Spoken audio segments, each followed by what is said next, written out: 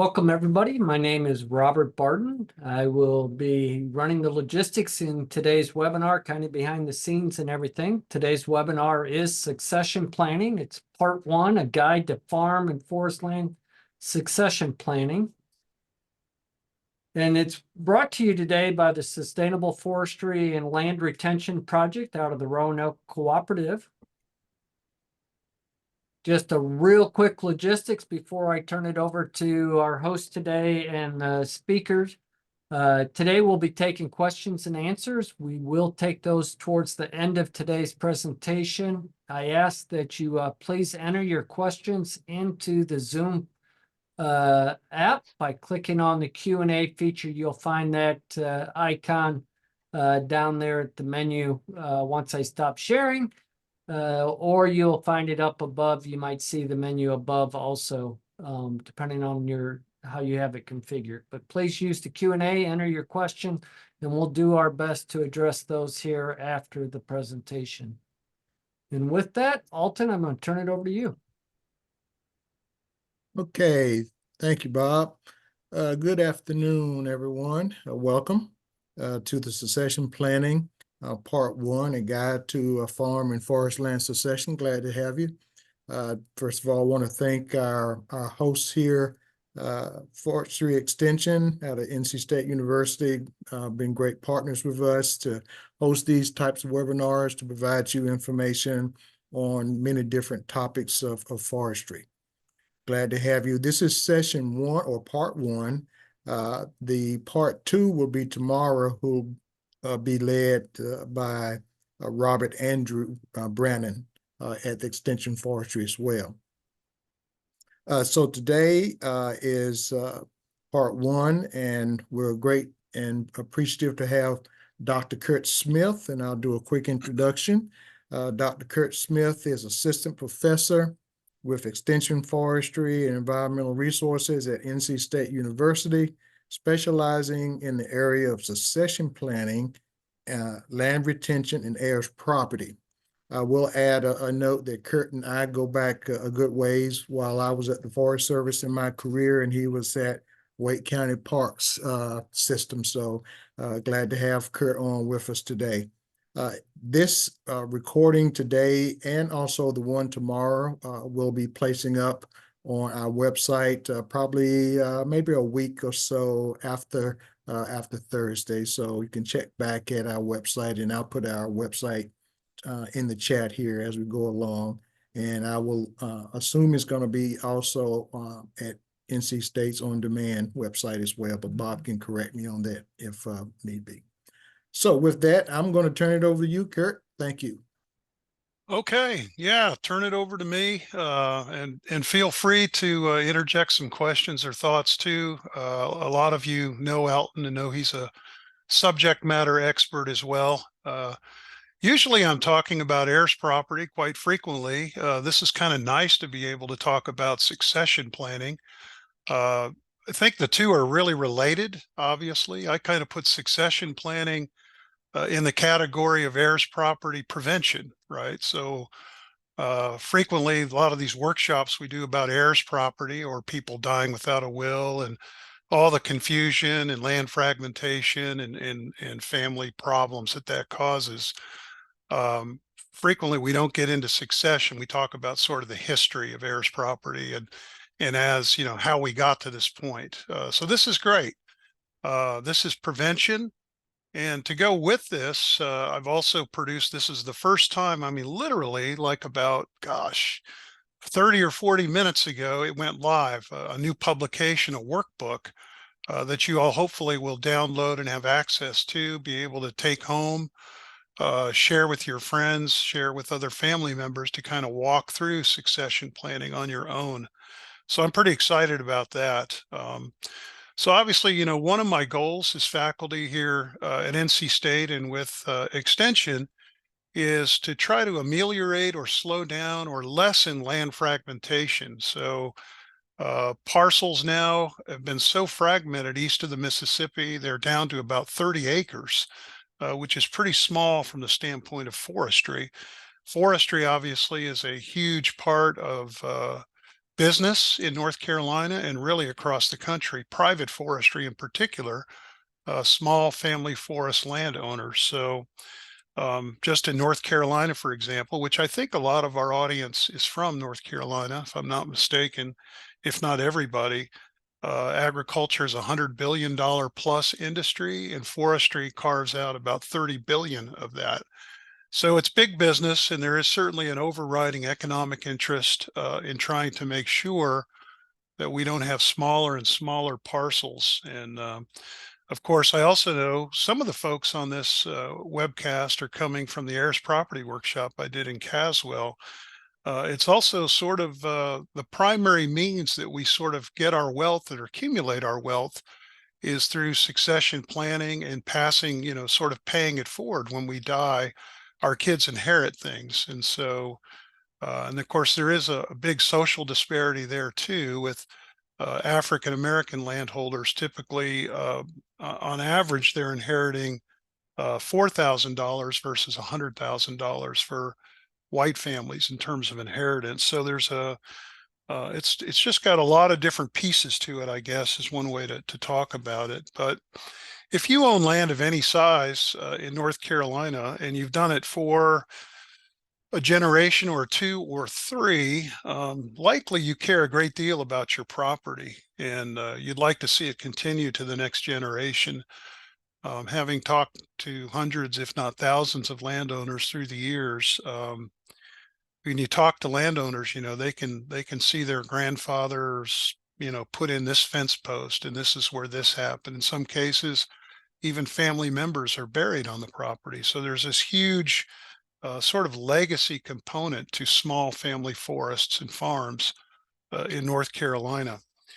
So it's pretty important, I think, to plan for the future. And so we want to talk today about how you position yourself well to make sure that your land is going forward and sort of meeting your goals and objectives and your vision for your property in the future. And then, perhaps selfishly from a forestry perspective, I'm hopeful that the parcel won't be divided, that it'll stay whole and stay active in farm or forest. So generally speaking, people use the terms estate planning and they use the terms succession planning very interchangeably, kind of like deeds and titles. They use them very interchangeably. And primarily what I'm going to talk about today is I want to separate those out and try to make those very clear in your mind. I think tomorrow with Andrew Brannon, who's an attorney and has a wealth of experience, he's going to be able to get us into some of the weeds and some of the nuts and bolts of estate planning. But what I want to talk about here is more the succession planning part of it. So succession and estate planning, they're really closely related, but distinctly different at the same time. Succession planning really gets into and involves the emotional and social aspects to try to have a smooth transition of assets from one owner to another. It's typically very intergenerational. So I did want to point that out, as opposed to estate planning, which is very different. And then you sort of get into the nuts and bolts of it, the legal and financial details, I guess. I don't know why that popped up. I'm hoping you all can see my slides now. We can. Okay, that's great. Well, that's what I needed to know.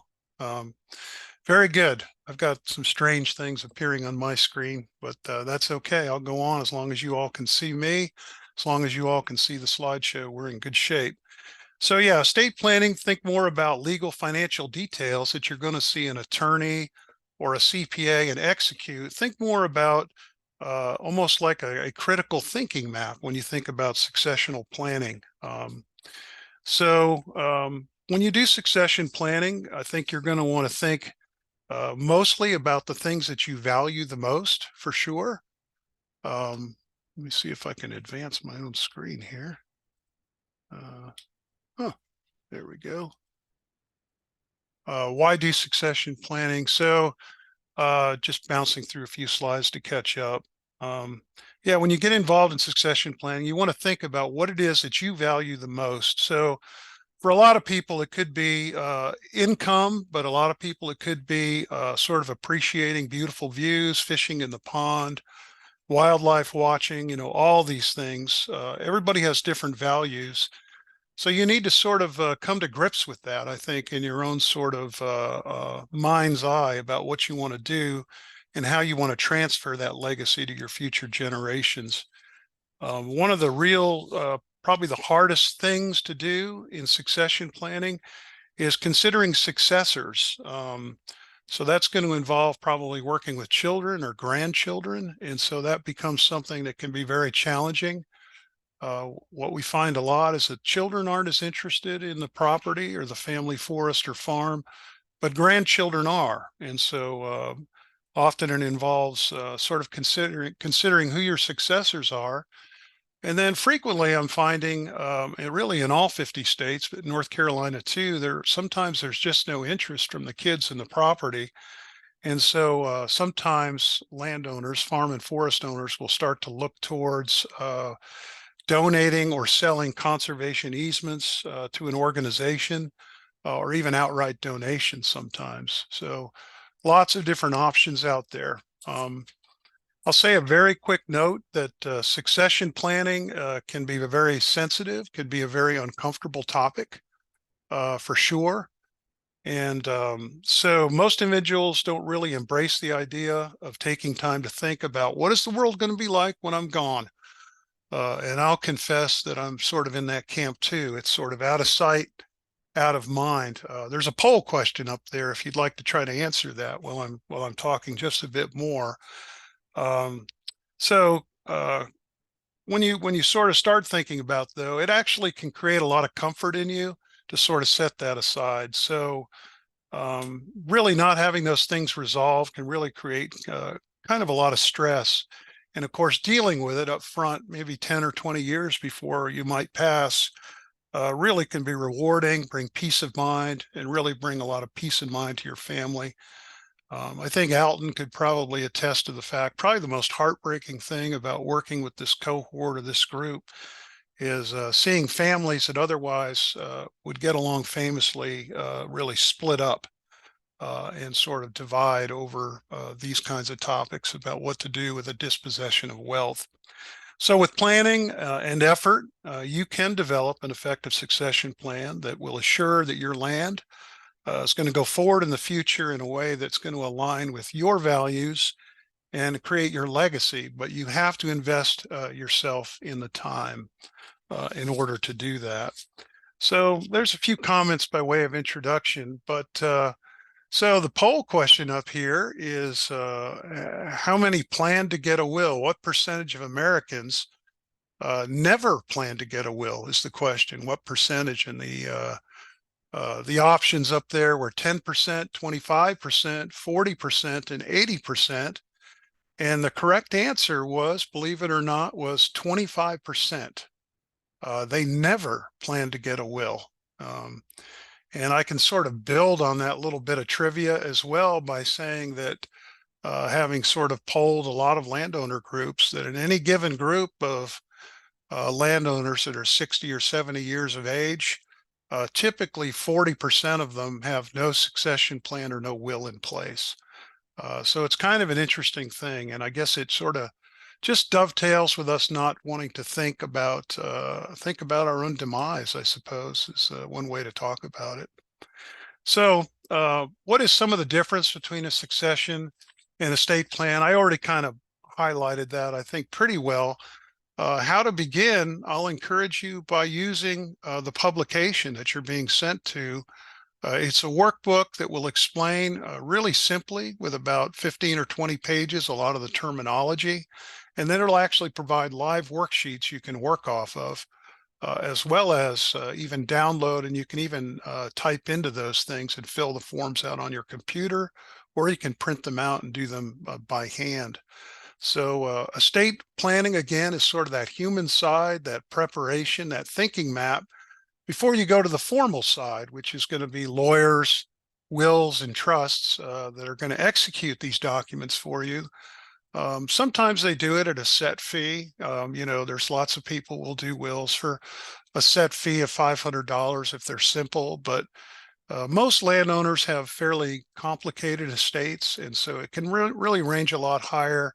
I think typical attorney fees are in the neighborhood of $300 an hour, and CPAs are probably more like $200 an hour. So by going through this sort of pre-thinking exercise, you really can save yourself a lot of money, and even beyond that, you can make better choices, which is really what we're aiming at here. So I'm hoping that everybody maybe has their worksheets. I think Bob is going to put a link in the chat, and you'll have access to this, after the seminar as well. It has a series of worksheets in it, and it really begins. I'm gonna make kind of an assumption that you've got those worksheets maybe either up on your computer or maybe you've printed them out. And if you have neither of those things, you can listen and maybe take a look at them later. I think any of those things are good. So the very first worksheet that you would want to sit down and go through, probably, I recommend intergenerational work on this, certainly with your spouse, but maybe with your kids, and even if your grandkids, depending on their age, might be something you want to work through. It's very important to provide an inventory and a rough estimate of the value of your assets. A great place to start is to consult your local tax assessor's office. They have tax assessed value of your land, your buildings, cars, things like that.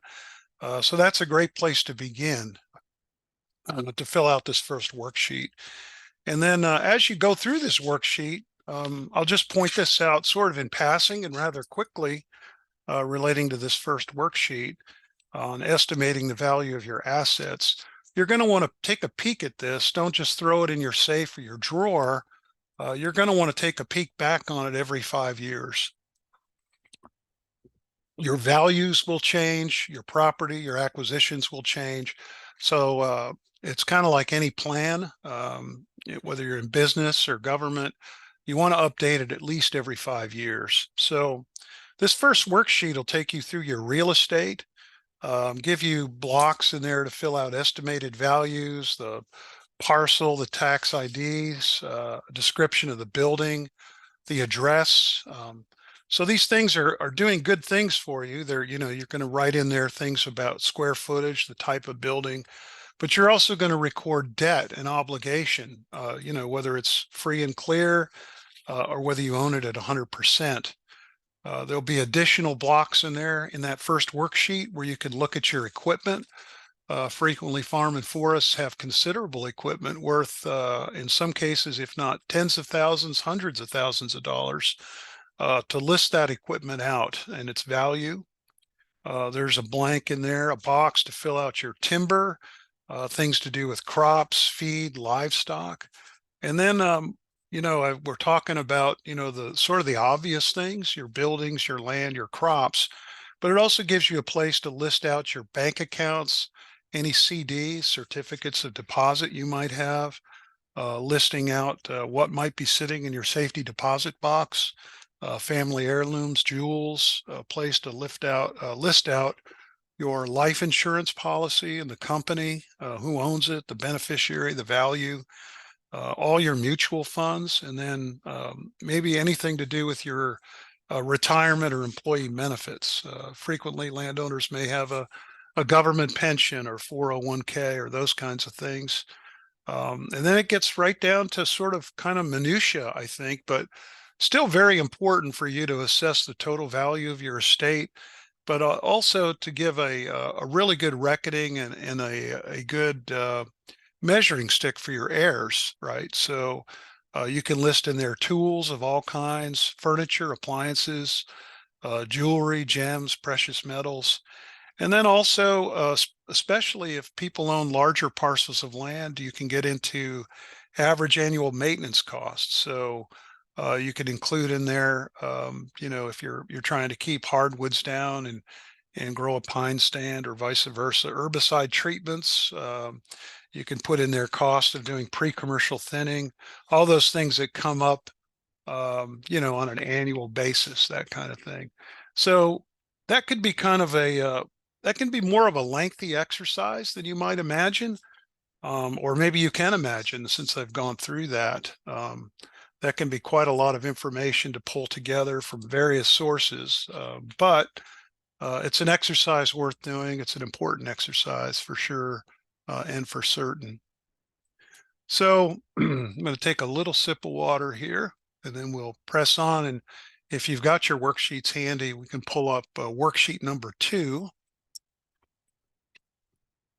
We're going to take a look at, it gives you a worksheet to try to locate your documents, help you record the location of important legal and financial documents, such as the deed to your land, titles, bank statements, insurance policies, like the physical policy, not just the listing of the number, but the actual policy, your will, all those kinds of things. Really important to get those all pulled together in one spot, both for your own reference, but also for the reference of your heirs down the road. So that's a really important document to pull together. I can tell you sort of anecdotally, I have a father that's turning 100 in May, and he's done some weird things, but one great thing that he's done is he's pulled everything together and put it in a fireproof box, so that we can just go in there and look at everything. And it's got the deed and title, it's got his insurance policies, it's got a copy of his will, all sort of one-stop shopping, if you will, and protected. And then it is also not a bad idea. This sounds a little like overkill. Not a terrible idea to keep another copy at another site as well, maybe a safety deposit box at a bank or something like that. So locating your documents is important.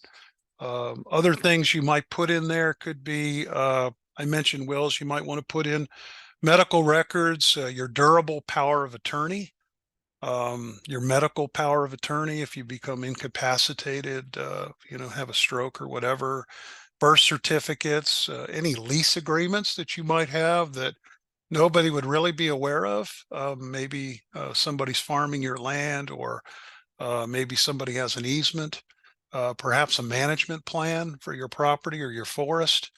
So those are the kinds of documents you might want to keep there and fill in on worksheet 2. Not to be too well, we're talking about succession. We're talking, you might even include in there funeral instructions, right? Some people will. I was able to see some of those when I got into my dad's documents as well. That's a great place to keep everything in sort of a one-stop shop, if you will. So that kind of takes us through the first 2 worksheets, pretty important ones. So here's another trivia question we can take a little time out for. What is the most common reason cited for family forest owners for owning property? And there are 4 choices up there for you to look at. I think Bob's going to put that up in a poll for you in just a second, but the choices are going to be, 1 is to pass on to your heirs. 1 is income, another is hunting and fishing, and another is investment. So you can take a look at that, see what you think. And I'll give you guys just a second to respond to that, and we'll see what the percentages are. Why do people own their property? You can only pick one choice: pass on to their heirs, to make money, for hunting and fishing, or for investment. All right. If nobody votes, I'm going to move on. I thought everybody would love trivia. I don't know. All right. So there it is. Wow, I was a little nervous there that y'all were not out there anymore. But this is a very smart group. And absolutely, the number 1 reason was to pass on to their heirs. And that's the really curious thing about, I think, these small family forest properties, for sure. And you all were very astute in picking that. Is there's sort of like 3 big motivations that I can identify out there when I talk to landowners for wanting to do a succession plan and do an estate plan. And most are motivated by, 1, income. But footnote on income, most of them are just wanting to do enough income to be able to do best management practices, to pay their taxes. They're not in it to make a killing or anything like that. But most people really want, or some people, some people are on there because they have a great sort of land ethic and they want to steward the land well. But the number one reason is sort of this family legacy idea, or to be able to pass on to their heirs. And that's why I think, at least in part, this is such a good, really good topic. And that kind of leads us very nicely, I think, into the next slide. It's worksheet number 3. If you want to pull that out, we'll take a quick look at that. And those are those 3 things, I think, that people really motivates landowners, right? Family legacy, I care about my land, or I need to make money. And there's always a tension there, for sure. All 3 of those things can be present at the same time. But what this third worksheet is going to do is help you sort of get in your mind, and you can actually pass these out. These aren't just good for the person that owns the property. They're also great for passing to your heirs or other family members, so you can see where they stand. If you have a grandkid that's only interested in money and not legacy, you may not want to consider him as a successor for your farm or forest. So it kind of runs, it's like the 10-point Likert scale, goes from my property is only financial investment for me to the other side, my property is priceless. So it's sort of this tension between money and heart, so to speak, and gives you a way to sort of put a number on that, and for your heirs to put a number on that. Obviously, it's there to be a conversation starter and a way to help you think. And then there's also a pretty generous box there for you to kind of write out your thoughts and why you actually feel the way that you feel about the property. So hopefully that would be a valuable piece when you sit down to talk to family members and sort of talk about your property. So a simple form for sure, but kind of a profound form, I think, because it forces you to sort of be introspective, and also forces you to have to communicate with family members at the same time. So that was worksheet number 3. We're going to take a look now. If you've got it, you can pull it out or scroll to it. We're going to take a quick look at worksheet number 4. A little swallow of water here. So this worksheet is going to try to get you to turn your vision into goals. So what you really want to do here is to sort of think through your goals for your land or business. You want to try to create goals that can be very specific, that can be sort of time bound, so you can set dates by them. They're not sort of things that are unachievable and can't be accomplished in steps that you can measure. And you want them to be very attainable.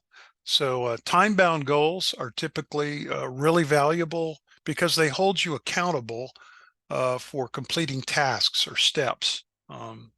Attainable goals help you make progress on your succession plan. So, what are goals? So they could be financial.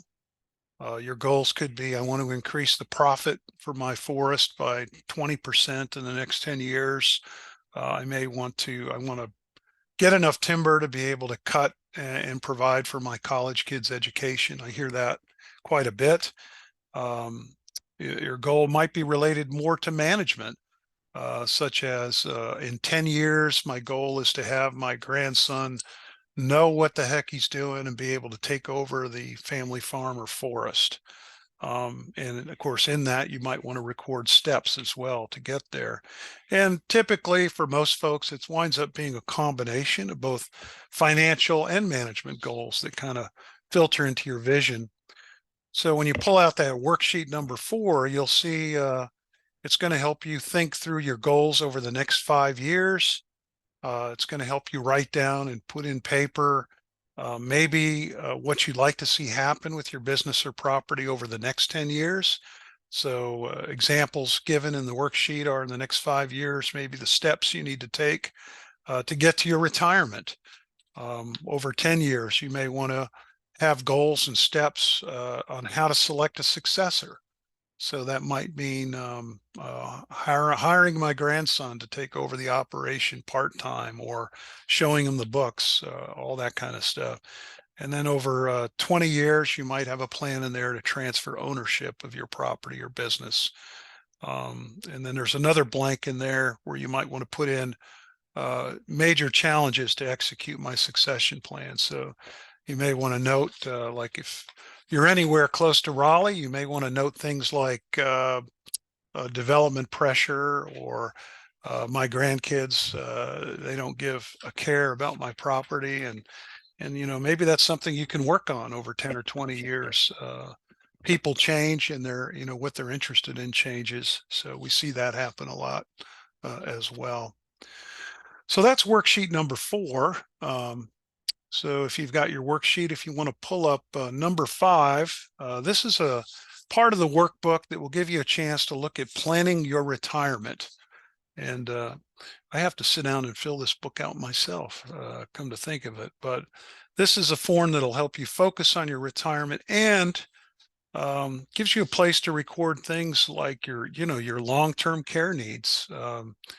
I recently had a family member who's pretty wealthy go to an assisted care facility, and many of you probably understand this, but I didn't. The cost can be $6,000, $7,000, $8,000, $9,000 a month to stay in assisted care. So planning for that in your retirement is something you want to sort of think through.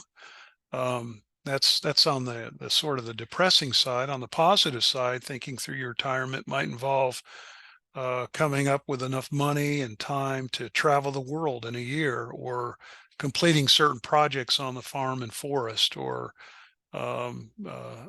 getting enough income set aside to do college education for a grandchild, or something like that. So the worksheet, planning your retirement, will help you list out your assets and the value of those assets, along with your debts, your savings, investments, and it kind of takes you down to figuring out your kind of your net worth, which is good information that lets you know whether you need to make more money or pare back your ambitions for retirement. And then there's also sheets in there behind that that'll help you calculate your monthly income, what you might get from your employment or Social Security or retirement, and then your monthly expenses. And it lists out virtually everything I could think of, vehicle payments to fuel, to insurance, personal care, clothing, and a box for other as well. So that could be helpful. It may lead you to, find things in your monthly expenses you want to cut back on over the next decade. So thinking about your retirement, the financial aspects of what you're probably going to be able to do or not going to be able to do, that's a very helpful exercise as well. So another quick trivia question here for you, and I think this is going to be a pretty good one for us, especially for some of you that are forest owners.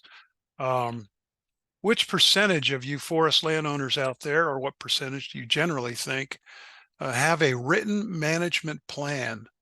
And the choices are 3%, 8%, 10%, and 30%. So who has management plans for their farm and forest that are written out? What do you think? Is it 3, 8, 10, or 30? And we'll hesitate for just a second. And this will kind of get into Alton's bandwagon too. He talks frequently about the need for written management plans for heirs property people, but for forest owners generally. All right, we got some results up here. There they are. And all right, so I think we bamboozled you a little bit on this one.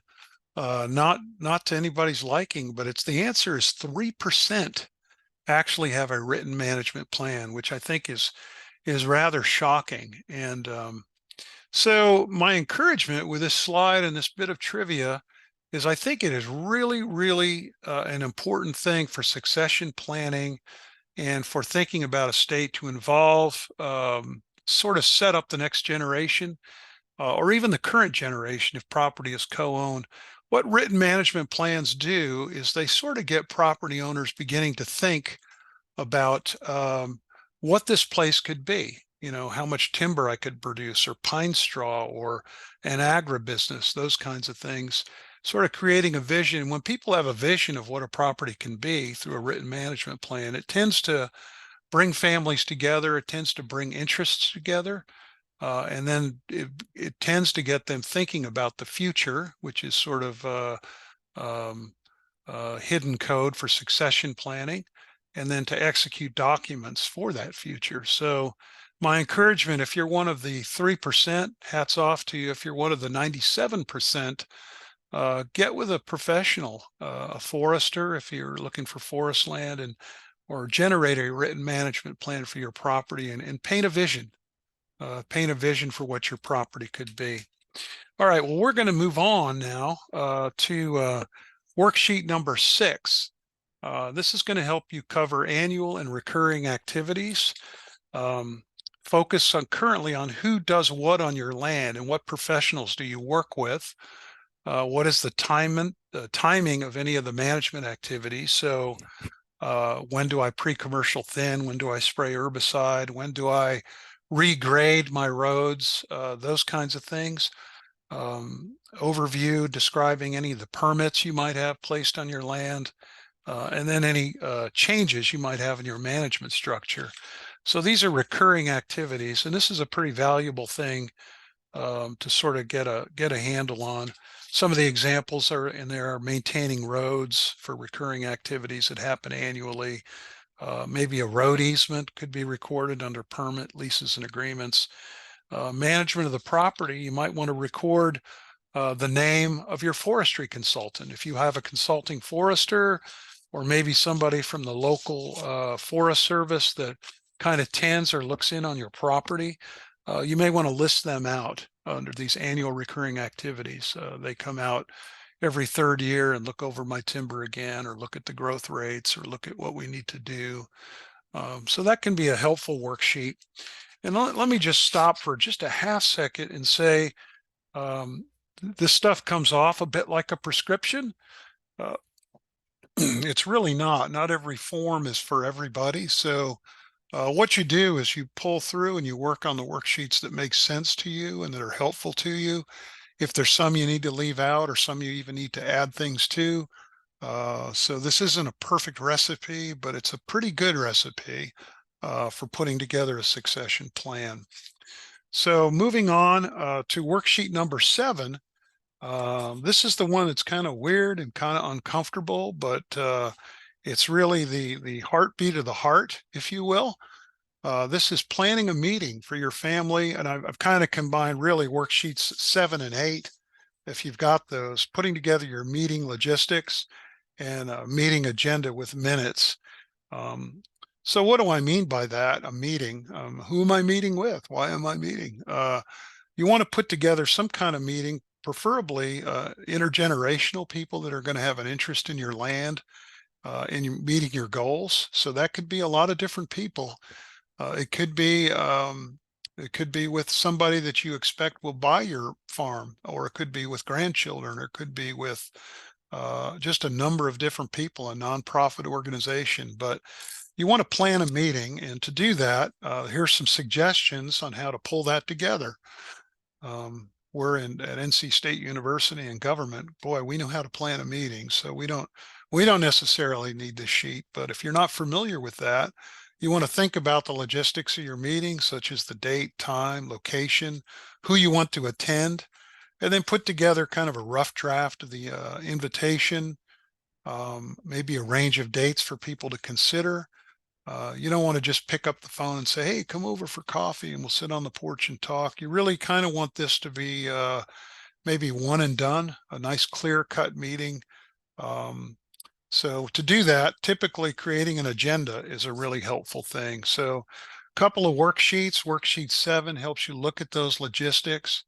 Identify the host. I mean, the host may not be a person in your family. It could be your pastor. It could be a distant cousin. Somebody to kind of chair the meeting that's pretty good verbally and moving things along. And then maybe somebody to take some notes about what the family thought or said. a listing out there where you can kind of sit and think about, who do I need to invite? And, when did I send an invitation? Also included in there is kind of a sample invitation.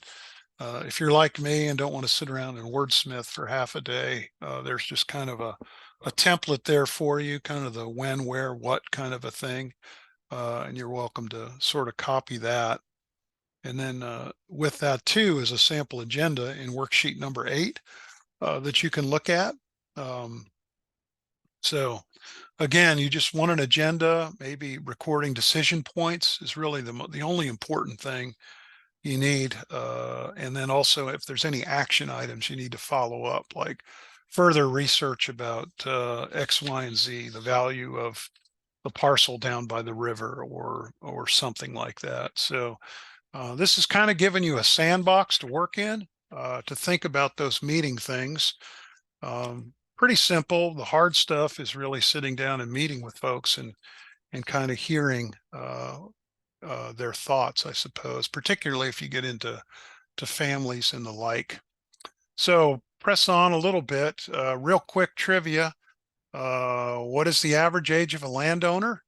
So Bob, if you want to kind of put that up, we've got some choices here, and I think the answer may be slightly off, but basically accurate. So the choices for the average age of a landowner for farm or forest: 40, 50, 60, and 70 years old. What say you, audience? Give you just a second and see what you come up with.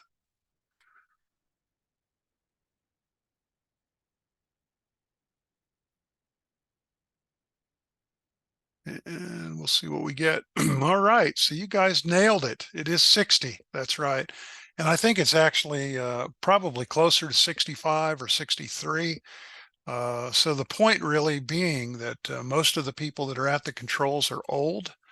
And so it just makes this whole idea of succession planning really kind of more salient, I think. So here's another quick trivia question for you to look at. What is the number one motivation for people to do a succession plan and execute a will? Is it purchasing a home, which definitely that happens? Is it family expansion? Is it getting a medical diagnosis? Or is it the death of a loved one? And I kind of stumbled on this fairly recently and was rather surprised, actually. Not that I'm trying to lead you off the trail, but what do you think? What's pushing people to do the succession plan and get a will pulled together? And survey says, believe it or not, I would have said death of a loved one too, but it's a medical diagnosis. People wait, they wait to execute something till they get that horrible word, cancer or something like that. And of course, the bad side of that is people don't always get like a timeline till you die. Some people just don't wake up, right? So that's the danger of this, and that's also another reason to press on ahead and do a succession plan, for sure. Okay, so we're going to move on and take a look at worksheet number 9. Next, choosing a successor. And so this is choosing a successor. And this is probably one of the more challenging ones for sure.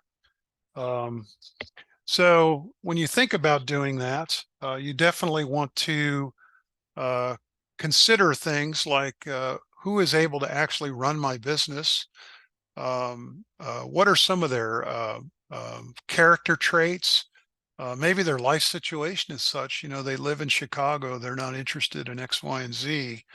If you're choosing a successor, maybe it's not one of your family. Maybe it's somebody in your community that you've known for 40 years that wants to take it over. You also want to consider, if you don't have a logical sort of lineal heir, you might want to consider an organization. So with that, you want to find an organization to consider its mission and values, but also its conditions for accepting land. Some people pay nothing. Some people pay a lot.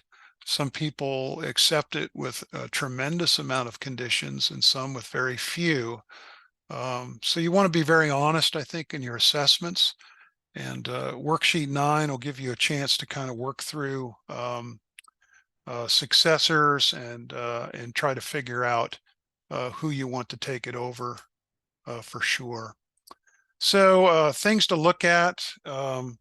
Also on worksheet 10, strategies for succession. You'll get an opportunity there to record and analyze your strategies for succession. You'll be able to sit there and consider basically ownership, management, and governance. And then with that, what are the strategies and ideas that I can sort of tag into all three of those areas to kind of make my succession successful, I guess is one way to say it. Looking at worksheet number 11, here's an opportunity to record your team of advisors.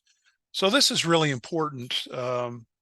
It's not just for you to kind of get your head straight, but if you don't wake up one day, God forbid, it can happen to me, it can happen to you, or we can step out in front of a bus.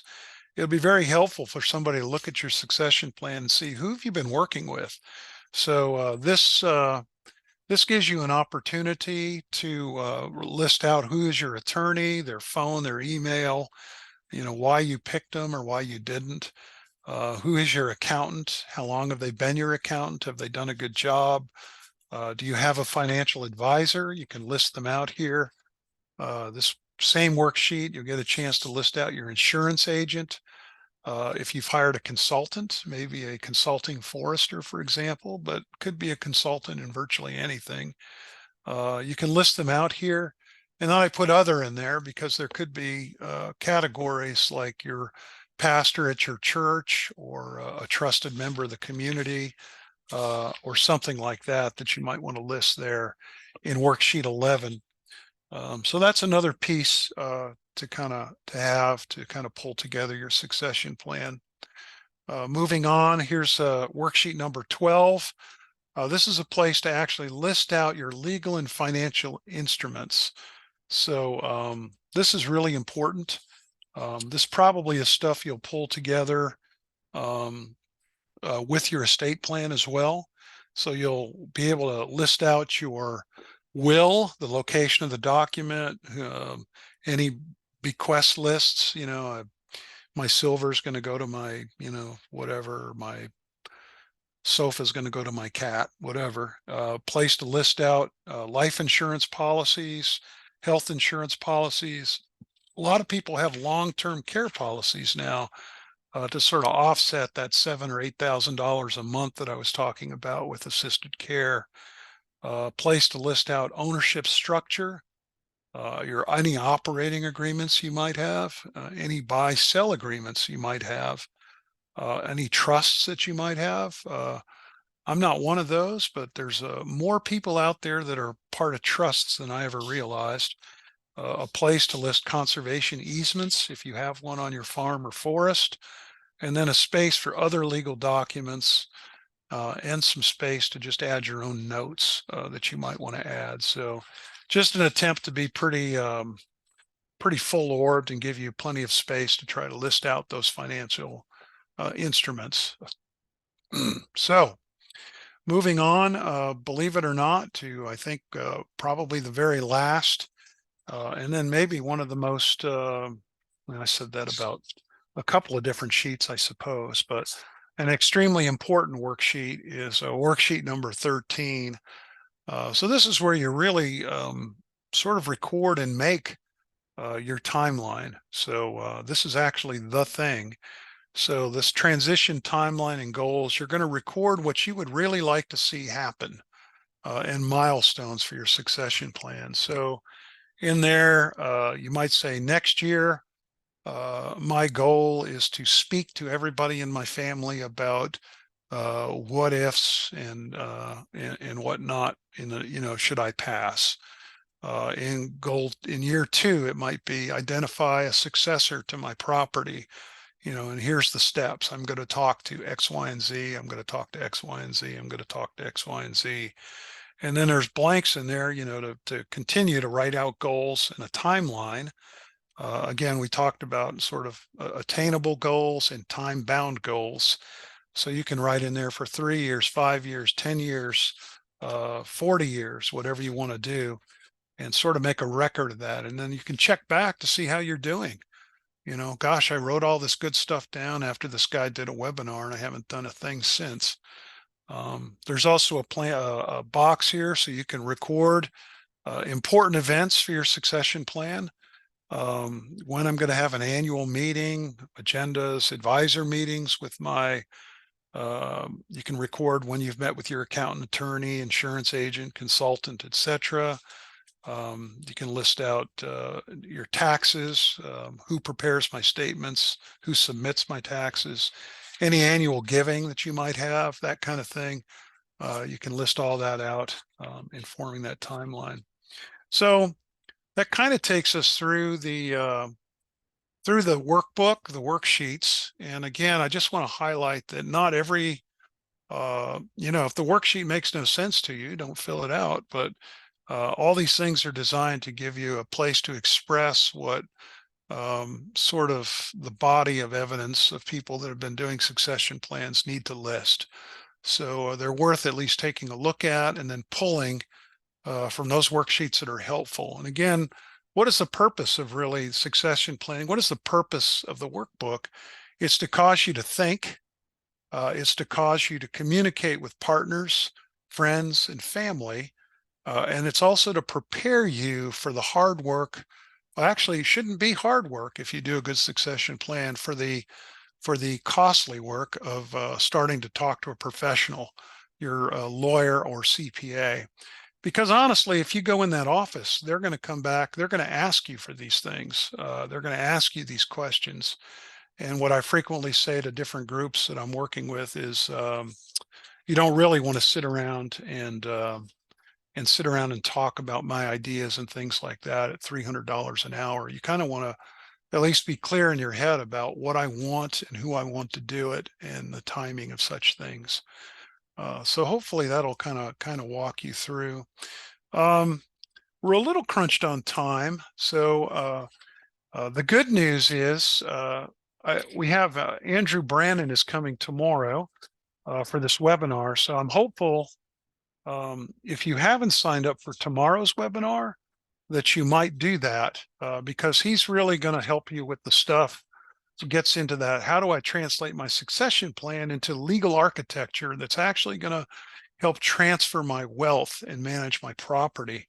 So I have pretty limited time left, but I'm just going to run through, without much elaboration, some of the typical legal architecture that's available for your farm and forest that people use. And it's really just intended at this point to be kind of definitional.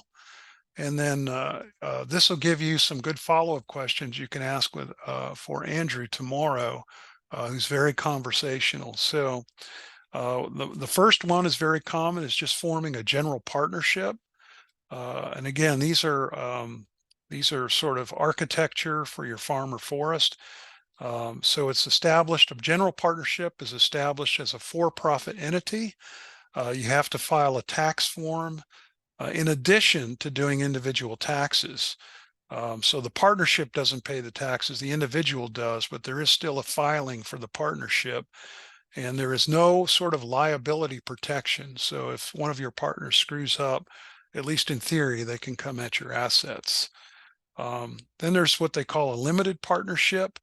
And that provides limited liability protection for the people that just own shares, but not for the people that manage the farm or forest. So it's kind of a limited liability situation. The other one that's very popular, and I expect you'll unpack some of this with Andrew, is limited liability corporations, or LLCs. These were created sort of in the 1970s.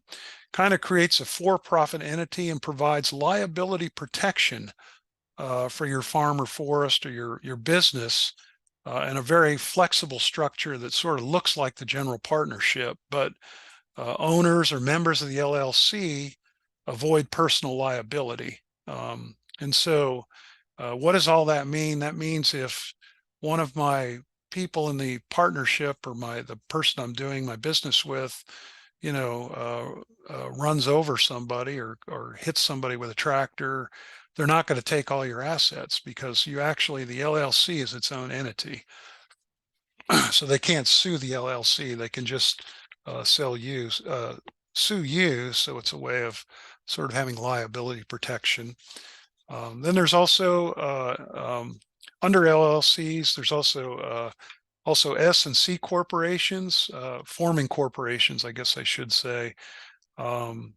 Generally, a lot of people go with S corporations. So C corporations, shareholders enjoy some liability protection, but not completely. They have a board of directors. They appoint managers to do the day-to-day operations. But what most people go with, the problem with C corporations is double taxation. So they're taxed as entities, and then they're also taxed on the dividends that they get or profits that they get. So they end up paying taxes twice.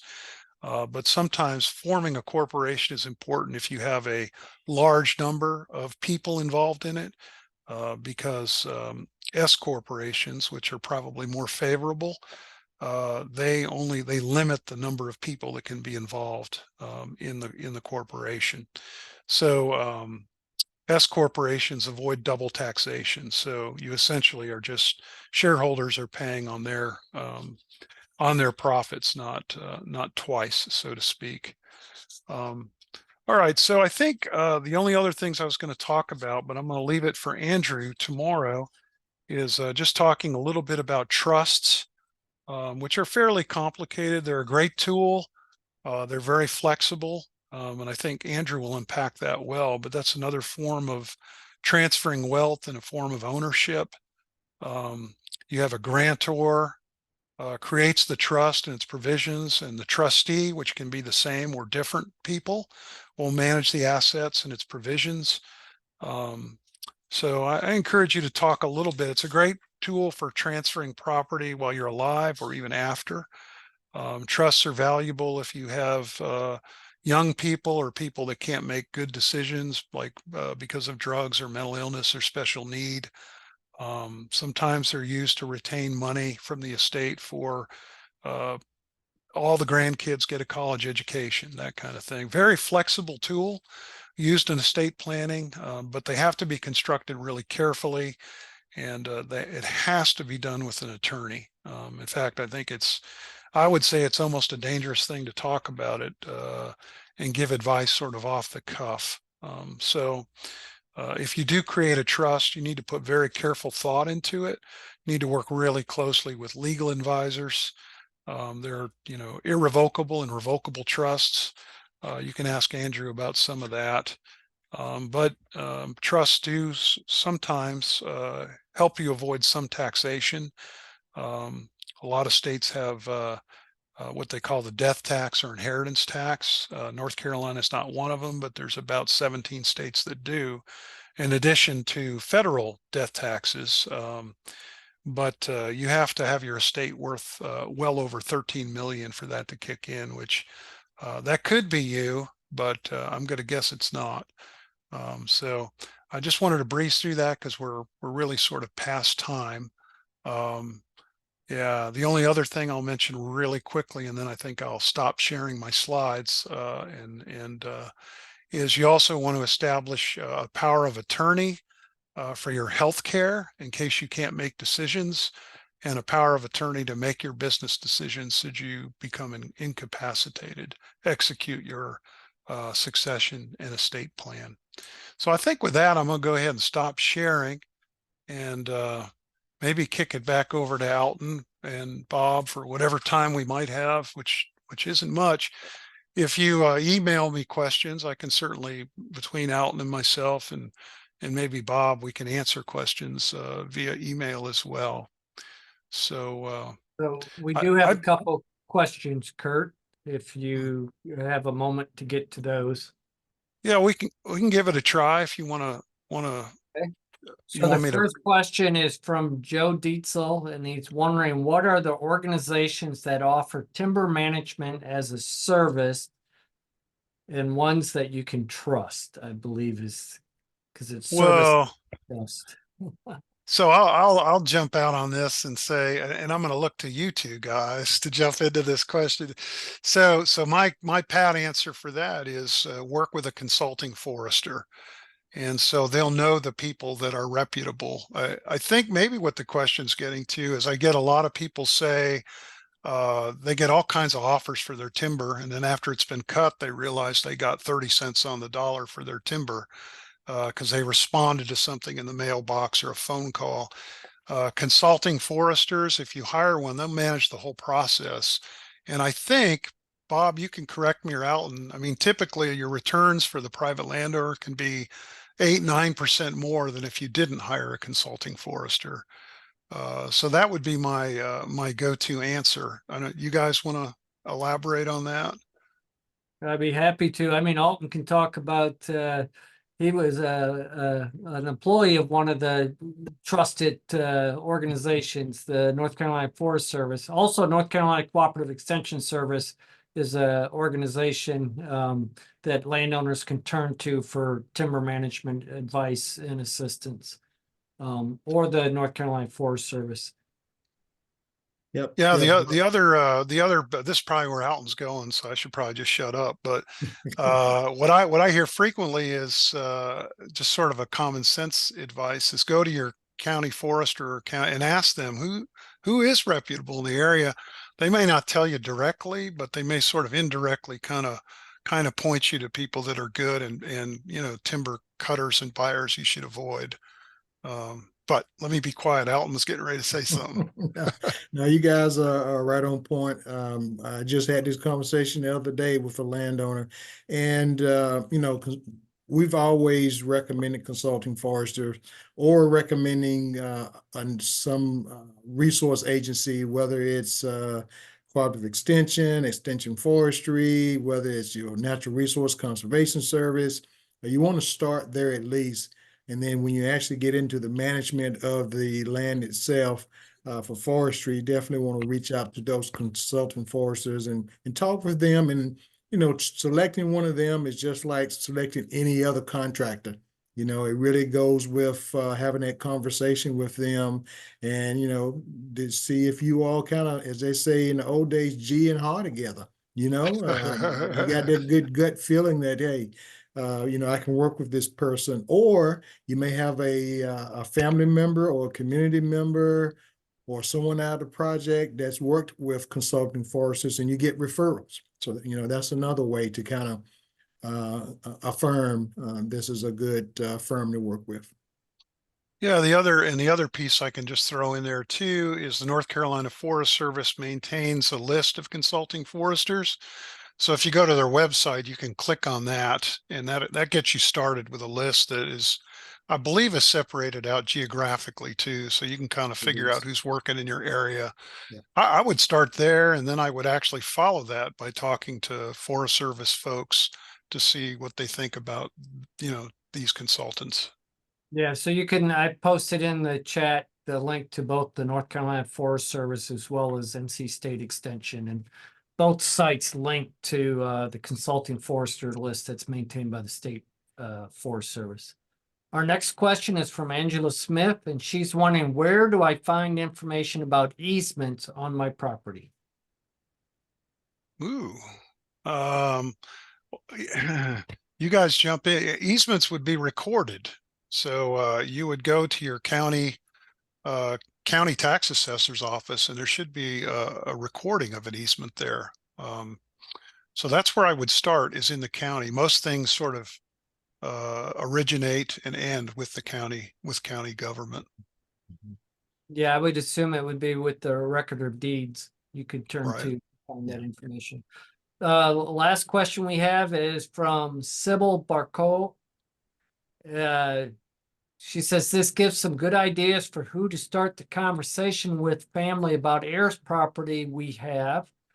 What would be the type of attorney that we should seek out to get the land to no longer be heirs property here in North Carolina? Tough question. So people that work in this are what they call real property lawyers, real property division. Not everybody has a lot of experience necessarily with heirs property. I'll offer that the scope of getting, unless you all are of one accord, the scope of actually hiring a law folks to solve this for you is probably beyond what your checkbook can afford. And so what you really want to look for is there's different places that do mediation.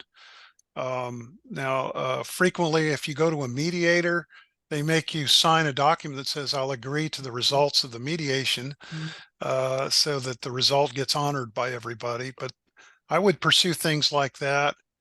There's a number of, there's a few lawyers out there that do pro bono work, but yeah, you may want to look as far as getting everybody in one accord, a mediation center. You may want to look to even sort of offhanded resources you've never thought about, like a pastor or a trusted friend, as some options. But yeah, heirs property is, they don't call it tangled title for a reason. It's can be pretty treacherous to try to, you could probably spend 30, 40, $50,000 just trying to get to the point of resolving it. So Alton has vast experience here. Well, disclaimer, I'm not an attorney, so anything I say is very general in nature. But one of the things that we try to do that you've mentioned today, Kurt, through your presentation is about conversation. Is you really, before you even get to the attorney, you really got to have that family conversation about the land. And just, and some of those conversations will be hard conversations because everybody is not on one accord. However, we have seen families that are on one accord. We've seen families that started out not on the same wavelength and end up at the same wavelength. So you have to have those conversations and work through those objectives together and see the benefit, but also realize that if this land came from your great-great-grandfather, just think about the legacy and what it was like for someone, in the early 1900s to own land as an African American. So there's a legacy there that you want to keep. And I'm pretty sure they would be appreciative of the family moving forward and maintaining that legacy for years to come. Great. I don't know. I think we're probably out of time, but I just want to put in a plug. If you haven't signed up for tomorrow's webinar with Andrew Brannon, it would be a good one, worth your time, because he actually practiced law, doing farm and forest things for owners for a decade or so before he went to academia, maybe longer than that. So good resource coming to you tomorrow from 1 to 2. And if you haven't registered, I just posted in the chat the link to register for tomorrow's webinar. Just go ahead and click on that link and that will take you to the form to register. So yeah. And please share it as well with other family members, community members, anyone, friends and neighbors, colleagues, because this has been a very rich information. I appreciate, Kurt, the work you put into this and pulling this together, because, with the project, we talk a lot about plans, and this is just another plan that you pull this together to make it easier, not only for those who are coming behind you, but also to reduce, as you said, Kurt, that financial burden that when you bring in this plan that's somewhat completed, if it's not completed, you can just plop that down and to the attorney's desk or CPA's desk, and you don't have to answer a whole lot of questions. Just say, here it is right here, and cut down on that length of time of that $300 an hour cost. Right. Right. So got a question on the publication and worksheet where it's available. I posted that link also in the chat, so you can click on that link and that will take you to the publication that had all of today's worksheets and everything. It's on the Extension Forestry's website. Yep. And I put in the recforestry.org web link earlier, and it'll be there as well. So there's several places you can get it. Great. All right. Great. Thank folks. you, Bob. Thank you, guys. Great job as usual. Thank you all for attending today. Hope this was beneficial for you all to take back and start to do some homework. All right. Appreciate being here. Take care. All right. Thank you, everybody. Thank you.